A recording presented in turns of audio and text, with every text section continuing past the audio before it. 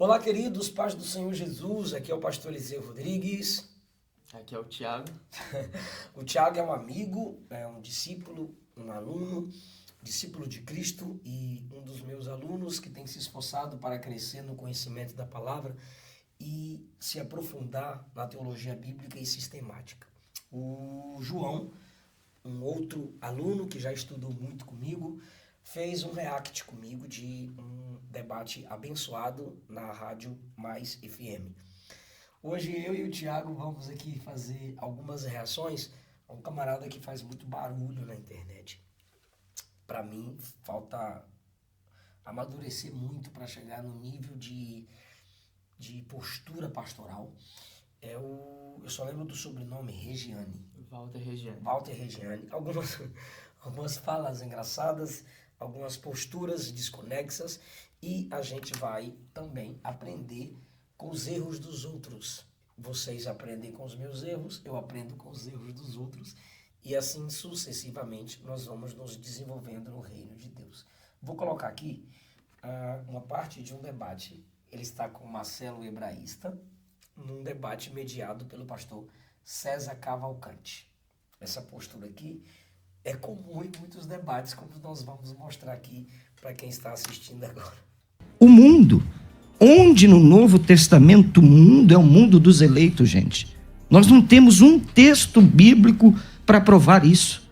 Que o mundo, cosmos, a palavra ali é cosmos, é o sentido universal. Agora, é fato que a salvação é aplicada àqueles que creem. Ok, pastor Walter. Duas coisas. Primeiro, que eu não falei que ele morreu por todos. É que o senhor estava distraído aí com alguma anotação que o senhor fez aí, e o senhor não viu o que eu falei. Eu falei que ele morreu por todos sim, por todos os eleitos, por todos de um grupo. Foi isso que eu falei. Mostra o texto para mim. Não, mas eu não vim aqui apenas para responder as suas perguntas. Não, ok? Eu tô falando para o senhor provar o texto. Mostra o texto. Não, peraí, que nós vamos ler o texto. Só que não na hora que o senhor quiser. Leia o texto. Não, eu não vou ler agora. Então calma aí, vamos lá. Senão... O cara tá num debate, aí com muita calma o Marcelo Hebraísta diz: então mostra o texto. Leia o texto. Ele não mostra. Não vou. Não quero. Não vou ler, você não manda em mim. Como que você vai para um debate bíblico, Thiago, e não abre a Bíblia quando você demonstra aparentemente ter certa segurança naquele tipo de assunto? E se o cara pedir um texto, qual é o correto? É você mostrar o texto. Mostrar o texto. Se você tem uma fala, você tem que basear essa sua fala no texto em que você vai dar para ele. Então o texto seria a fonte. Exatamente. Eu já vi debates onde alguém cita algum avivalista, algum historiador, ou até algum reformador, ou algum teólogo, ou até pai da igreja, e ele diz: fala da Bíblia, cita a Bíblia. E quando alguém que se opõe à sua teoria pergunta para ele qual é o texto, ele diz: não vou abrir, não vou ler, você não manda em mim. Não tem o texto, então. Pelagianismo, porque daí a obra de Cristo na cruz, ela é complementada por aquilo que o homem fez. Eu vou dar um texto. Eu mudei de ideia, eu vou dar um texto. Essa fala de que o arminiano crê que a obra de Cristo é complementada por aquilo que o homem fez é falsa. Sim. A obra de Cristo não é, a obra da salvação, ela não é complementada. Ela já vem completa. A gente simplesmente crê. Através da palavra pregada, a gente crê naquela mensagem. A nossa ação é simplesmente receber e não acrescentar nada à salvação, pois o preço pago na cruz do Calvário já foi perfeito. Tetelestai, está pago. Agradou o Pai o sacrifício do Filho. Não há nada que possamos fazer para complementar a salvação, apenas para receber. Sim. Não há nada em nós pelo qual podemos nos gloriar no quesito salvação. Pastor, e sobre isso que o senhor falou, a obra de Cristo, todos nós sabemos disso, a obra de Cristo, ela é em lugar de todos e efetuada por Deus. Porém, quando você tem uma visão radical de que a salvação tem uma certa parcela do homem, ou quando você enxerga que o homem, de certa forma, ele pode fazer o papel de Deus, ou ter algum tipo de ação na salvação, percebe-se então que a salvação não é exclusivamente de Deus. Só que quando nós lemos a Bíblia, quando você lê a Bíblia, você percebe que durante toda a história foi Deus quem foi atrás do homem, mostrando a ação inicial dele e que ele sempre se importou com o ser humano no quesito da salvação. A Bíblia deixa bem claro em Efésios 2, versículo 8, pela graça sois salvos por meio da fé, isso não vem de vós, mas é um dom de Deus, não por obras para que ninguém se glorie. Então, é um versículo base deixando claro que a salvação é exclusivamente dele, é um departamento exclusivamente dele. Quando a gente lê Filipenses, capítulo 2, versículo 11, a partir do versículo 12, Paulo diz assim, de sorte que, meus amados irmãos, assim como sempre obedecestes, não só na minha presença, mas muito mais agora na minha ausência, assim também operai a vossa salvação com temor e tremor. Versículo 13. Porque Deus é o que opera em vós, tanto o querer como o efetuar, segundo a sua boa vontade. Quando Paulo diz aqui, desenvolvei a vossa salvação, o que ele está dizendo? Desenvolva algo que você já recebeu. Trabalhe nisso até o fim. Já é seu, foi te dado. Então desenvolva isso, trabalhe nisso até o fim. Não significa conquistar a salvação, porque não se conquista a salvação. Porque a salvação não é por esforço, mas é a própria graça de Deus dada a nós. Então significa desdobrar externamente aquilo que Deus já revelou internamente. Aleluia. Significa você cultivar aquilo que Deus já plantou. Aleluia. Privilégios geram responsabilidades. Não há em nós nenhuma ação na formação da salvação, mas há em nós exigida de nós a ação na recepção da salvação. A salvação ela pode ser apresentada em 3 aspectos: intenção, extensão e aplicação. Qual foi a intenção da morte de Cristo na cruz do Calvário? Alcançar o perdido através da porta da salvação. É a salvação feita em favor do homem. Qual é a intenção da morte de Cristo? Resgatar o perdido, trazer de volta aquele que se perdeu. Qual é, então, a extensão da salvação? Por todo, porque Deus amou o mundo de tal maneira que deu o seu Filho unigênito para que todo aquele que nele creia, todo aquele que nele deposite sua fé, qualquer pessoa que deposite nele sua fé. Então essa é a extensão da salvação. Agora tem a aplicação da salvação. É só para aquele que crê, recebe e depende da graça de Cristo para continuar em sua maravilhosa presença. Perceba que o texto diz, operai a vossa salvação. Já é vossa, você já recebeu ela. Operai nela, se desenvolva nela, cresça soteriologicamente. Operai é trabalhai por ela, ame sua salvação, zele pela sua salvação, busque a santidade, busque a comunhão com Deus. É a obra. Fé sem obra é morta. Aí vem o outro texto que você leu, continuando esse texto. Pois é Deus quem opera em vós o querer e o efetuar. O operar da nossa parte é continuar valorizando, através da busca do Espírito, aquilo que já nos foi dado, que é a salvação. O operar que vem de Deus aí é energizar. Deus energiza, Deus abunda, Deus multiplica em você esse seu desejo por crescer mais na presença dele. É isso que o texto está dizendo. A obra de Cristo na cruz, ela é complementada por aquilo que o homem fez. Eu vou dar um texto. Eu mudei de ideia, eu vou dar um texto. Ó, se humilhou, vai dar o texto. Atendendo o pastor. Conheceu. César. Tá, atendendo o pastor João César. 10, Não ao Marcelo. a partir do versículo 10. O ladrão vem somente para roubar, matar e destruir. Eu vim para que tenham vida e a tenham em abundância. Cristo veio para que nós tivéssemos vida e vida em abundância. Ele não veio para dar uma chance. Ele veio para que nós tivéssemos vida em abundância. Eu sou o bom pastor. O bom pastor dá a vida pelas ovelhas. Poderíamos terminar o debate aqui. O bom pastor dá a vida pelas ovelhas. A não ser que nós vamos falar que Cristo é um mentiroso. E ele não é. O mercenário, que não é pastor, a quem não pertence as ovelhas, vê vir o lobo, abandona as ovelhas e foge. Então o lobo as arrebata e dispersa.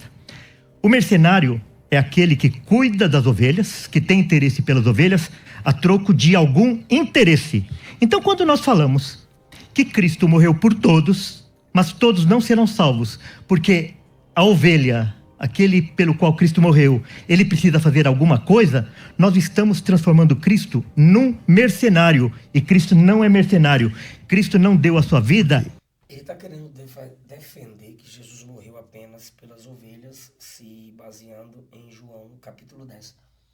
Mas o sermão de João 10 começa no capítulo 9, depois que Jesus efetua a cura num cego de nascença. E aí os líderes do templo, os fariseus, confrontaram aquele homem e quiseram confrontar o próprio Cristo. Esses homens aqui agora são os mercenários de João 10. Esses homens são os ladrões de João 10, que parece ter um interesse por aquelas ovelhas, que são aquelas pessoas, mas não tem. O desejo deles é por honra humana, por destaque humano. Jesus primeiro se compara com eles. Na verdade, vos digo, Jesus está falando para eles, para os fariseus, para os líderes. Aquele que não entra pela porta no curral das ovelhas, mas sobe por outra parte, é ladrão e salteador. Ele está dizendo, vocês obrigam as pessoas a aceitarem a mensagem de vocês. Vocês não conquistam. Vocês não têm a ação do Espírito que convence. As pessoas não falam da pregação de vocês, o que dizem da minha pregação lá em Mateus, nos últimos versículos do capítulo 7. A multidão entendia que o modo que Jesus falava era diferente do modo que os outros falavam. Ele fala com autoridade, não como os escribas e fariseus. Então vocês inundam, vocês invadem a vida das pessoas. Vocês não entram pela porta. Outra coisa, vocês não têm acesso pelo Espírito ao coração das pessoas. Vocês obrigam as pessoas a ouvirem vocês. Aquele que entra pela porta é o pastor das ovelhas. Ou seja, eu como pastor tenho acesso ao coração daqueles com quem eu já falei, diante de quem eu já me manifestei. A este o porteiro abre, as ovelhas ouvem a sua voz, chama pelo nome as suas ovelhas e as traz para fora.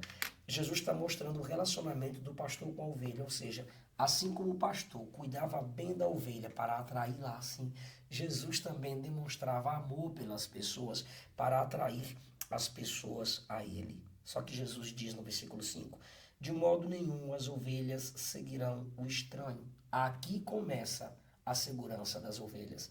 Quem é ovelha de verdade não vai seguir esses falsos líderes, esses hereges, jamais seguirão os estranhos. Antes fugirão dele. Está aqui a segurança da ovelha. Primeiro, não seguir o estranho. Segundo, fugir do estranho. O que é o estranho? Aquele pregador que não parece com Jesus. O pastor que não tem a semelhança de Cristo. O pregador que fere os princípios de Cristo. Esse é o estranho, ele não é o diferente. Ele é o estranho, ele é o ladrão, ele é o salteador. Mas por que ele é o estranho? Porque ele não reverbera a voz de Cristo. Esse texto não anula o chamado pastoral de 1 Coríntios 12, 14 e Efésios capítulo 4. O que esse texto é contra é pastores que não reverberam, que não imitam, que não pregam, que não multiplicam, que não ecoam a voz do sumo pastor. Como disse Pedro na primeira carta sua, no capítulo 5. De modo nenhum as ovelhas seguem o estranho, foge dele, porque não conhece a voz dos estranhos. Olha a responsabilidade da ovelha em não ser arrebatada da mão do pastor. Ela rejeita a falsa pregação. Ela rejeita o falso mestre. Jesus disse esta parábola, mas eles não entenderam o que era que ele lhes dizia. Jesus está falando com os próprios líderes e eles não entendem. Eles estão debaixo de juízo, o entendimento deles é limitado. Tornou Jesus a dizer, eu sou a porta das ovelhas. Todos quanto vieram antes de mim são ladrões e salteadores. Esses que vieram antes de Jesus. Fora João, todos esses que prometeram cuidar das ovelhas eram salteadores e ladrões. Mas as ovelhas não os ouviram. Está falando de Israel e dos discípulos.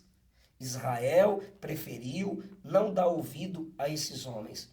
Eu sou a porta. Se alguém entrar por mim, salvar-se-á, entrará, sairá e achará pastagem. Aqui Jesus está usando uma figura de linguagem, símile, porque ele não é uma porta, mas ele está comparando uma porta com sua pessoa. Por quê? Porque a porta é o que dá acesso.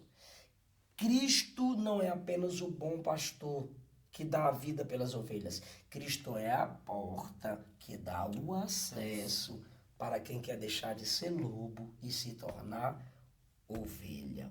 Isso é símile, duas coisas diferentes comparadas para facilitar a compreensão, ou seja, é o como. Por que ele diz sou porta? Porque por uma porta você não demora tanto para passar por ela. Você diz eu quero, vem, eu creio, vem, eu confesso, vem. Só que depois que você passa pela porta, aí tem um caminho. É o passo a passo da progressão da santificação. Se alguém entrar por mim, salvar-se-á, entrará e sairá. É liberdade. As pessoas que seguem os fariseus não têm liberdade. Se carregar uma cama, se cair no dia de sábado, vai ter um monte de tradição aí para cercar essa pessoa e ela não terá liberdade. Mas quem entra em mim tem liberdade, acha pastagem, acha descanso.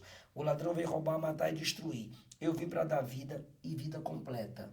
Vida com abundância. Sou o pastor e o pastor dá a vida pelas ovelhas. O que ele está dizendo é, eu vou morrer por vocês. Por quê? Porque tem o pastor que é mercenário e tem o pastor que dá a vida. Então as ovelhas é toda a nação de Israel. Não é só os eleitos, é toda a nação de Israel. Ele morre pelas ovelhas, porque ele não é como os outros pastores que mata as ovelhas. Jesus está se comparando e se colocando numa posição diferente daqueles falsos líderes. O mercenário, o que não é pastor, de quem não são as ovelhas, ver o lobo vir, deixa as ovelhas e foge. O lobo as arrebata e as dispersa. Então, Tiago, lê de novo aqui o 12. O mercenário, que não é pastor, de quem não são as ovelhas, o que ele vê? Ver vir o lobo. E deixa as ovelhas. E foge. E o lobo faz o quê? As arrebata e as dispersa. Jesus está dizendo, vocês, liderança israelita, quando qualquer dificuldade vem, vocês abandonam as ovelhas, mas eu não. Eu sou o bom pastor. Eu sou o bom pastor, conheço elas, elas me conhecem, assim como o Pai me conhece. Vocês abandonam, eu não abandono, eu dou a vida. Esse arrebatar aqui é uma ação externa. Ele não está dizendo que a ovelha não tem nenhuma possibilidade de fracassar, de apostatar ou de não perder a sua alma. Por quê? Porque é uma ação externa. O ladrão, o lobo vem. É uma ação externa e arrebata a ovelha. Mas ele diz que da mão dele ninguém arranca as suas ovelhas. Isso ali está falando somente dos seus discípulos? É que, infelizmente, as pessoas fazem teologia, fazem doutrina em cima de texto isolado. No 15, assim como o Pai me conhece a mim, e eu conheço o Pai, e dou a minha vida pelas ovelhas. Ainda tenho outras ovelhas, não deste aprisco. A mim me convém conduzi-las. Elas ouvirão a minha voz, então haverá um rebanho e um pastor. Eu estava falando que essa semana nós comemoramos a Reforma Protestante e uma das doutrinas que a Reforma Protestante combateu foi essa doutrina da expiação universal, essa doutrina católica romana. Quando nós pegamos lá no concílio da Contra-Reforma, no concílio de Trento, nós vemos lá na seção 6, que fala a respeito da justificação, da soteriologia. No capítulo 3, ele fala assim, quem é justificado por Cristo? E no 795 ele vai responder assim, embora ele tenha morrido por todos, não obstante, nem todos recebem o benefício da sua morte. Então, essa doutrina da expiação universal é uma doutrina católica romana, não tem nada de doutrina protestante. Foi um um daqueles erros da igreja romana, da igreja papista, que Porque o arminiano crê que Jesus morreu por todos, ou seja, a extensão da salvação, ele pega uma crença católica, que é semelhante a essa, e coloca em nós, dizendo que a gente também é católico. Só que a Igreja Católica também crê na Trindade. A Igreja Católica crê no Cristo que é Salvador. Nos anjos. A Igreja Católica crê na existência dos anjos, demônios, que os calvinistas também creem. Por causa da semelhança de crenças, seriam eles considerados católicos? Não, porque nós os consideramos seita. A questão não é eles abraçarem parte da nossa soteriologia, mas é eles colocarem dentro da soteriologia meios de salvação, fora do sacrifício de Cristo. Se eles fazem isso, aí se tornam seita. Arminiano nenhum coloca outros meios para a salvação, fora de Cristo Jesus. Como essa ação é externa, não há nada de fora, como vem o lobo, não há nada de fora que arranque essa ovelha. Por quê? Porque essa ovelha está aqui no versículo de número 3. Ele chama, ela escuta, ela é trazida para o ambiente dele, traz para fora. Ele vai na frente dela, ela o segue, ela não segue o estranho, versículo 5, não segue o estranho, pois não conhece a voz do estranho. Essa ovelha está cheia da voz do pastor aqui dentro. Logo se torna realidade o versículo 28. Dou-lhes a vida eterna, nunca hão de perecer, ninguém as arrebatará da minha mão. Por quê? Porque se aqui dentro a ovelha está encharcada da voz do pastor, nenhuma influência de lobo externa pode arrancar essa ovelha da mão desse pastor, porque ela só segue esse pastor, ela deseja esse pastor, ela ama esse pastor.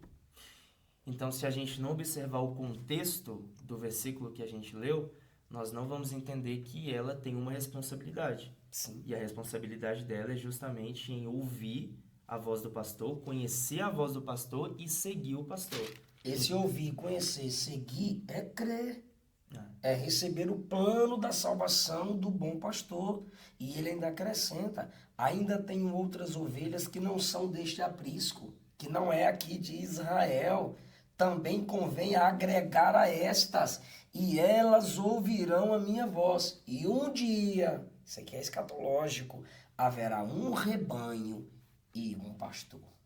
O que o neopentecostalismo é para o pentecostalismo clássico, o neocalvinismo tem se tornado para o calvinismo tradicional. Eu tenho sido bastante edificado pelos irmãos calvinistas, mas esse tipo de adepto do neocalvinismo, netcrente e youtubobo, tem entristecido até os próprios calvinistas tradicionais que amam as escrituras e uma teologia saudável. Todos nós somos propensos a um número de erros e deveríamos, sinceramente, se esforçar para evitar esses erros. Eu vou citar alguns que eu vejo no Walter Reggiani. Colocar um conjunto de passagens da Escritura debaixo de outro conjunto de passagens da Escritura para manter uma doutrina particular. Um outro erro, colocar o que é paradoxal acima daquilo que é lógico, usar textos ocultos para tentar ofuscar a clareza de textos claros, quando deveria ser o contrário. Textos mais claros e fáceis e com mais referências serem usados como um método de facilitar a compreensão de textos mais profundos e difíceis de se compreender. O Walter Reggiani e seus adeptos não fazem isso. Colocar a teologia sistemática acima da teologia bíblica, ou substituir a teologia bíblica pela, colocar a sistemática no lugar da teologia bíblica.